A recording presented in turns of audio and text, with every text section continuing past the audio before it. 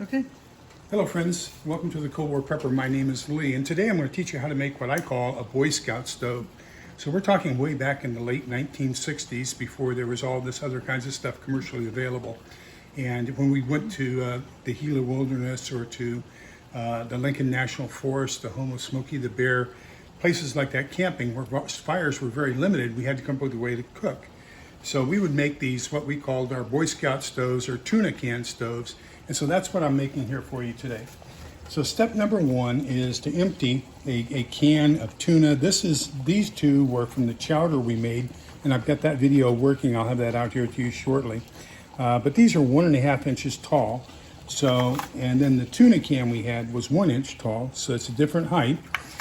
First thing you're going to do is you're going to cut your cardboard from the cardboard box, remove all the tape and paper and everything else that you can. In this case, I've cut this to 1.25 inches, just a little bit lower than the 1.5. But that also allows when my X-Acto knife doesn't cut perfectly, because you're going to end up with these ridges and everything. You want to minimize those as much as you can. But that's what that does. Then the same thing here. What I did here was I cut it to 7/8 of an inch because that's 1 inch tall. Then you're going to grab it and just fold it. And notice that we've got the perforation so you can see the cells of the cardboard, and you're just going to roll it up and keep rolling, and then as you get to where you've got this all rolled up, then you're going to add another piece on top of it. So if you have a really long piece of cardboard, well, number one, the opportunity to cut your length, this length, erroneously it increases with the length of the strip you cut, but they're also easier to roll up. These two here were actually 24-inch lengths of cardboard.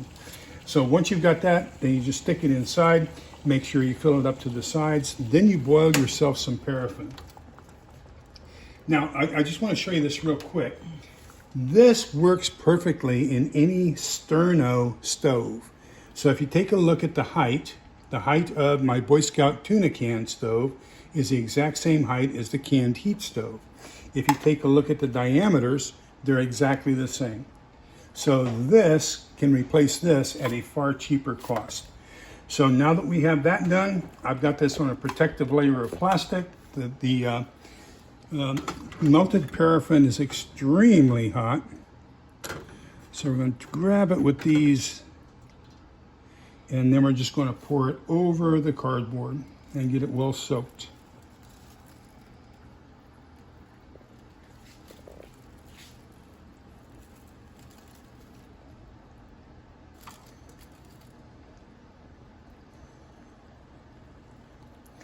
So essentially what we're doing is we're making humongous candles. So that's all the paraffin I have melted right now is enough to make 2 of these. And I'll probably go back and melt a little bit more paraffin. This one's up really good, so it's looking pretty good. This one needs a little bit more, and this one's going to need a lot more. So, but basically that's how you make a Boy Scout candle. I hope that'll help you, especially as we get closer and closer to extreme cold conditions.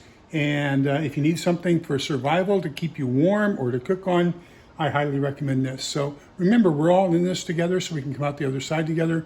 Please be kind, polite, and respectful to each other because togetherness is the key. Take care. Bye-bye.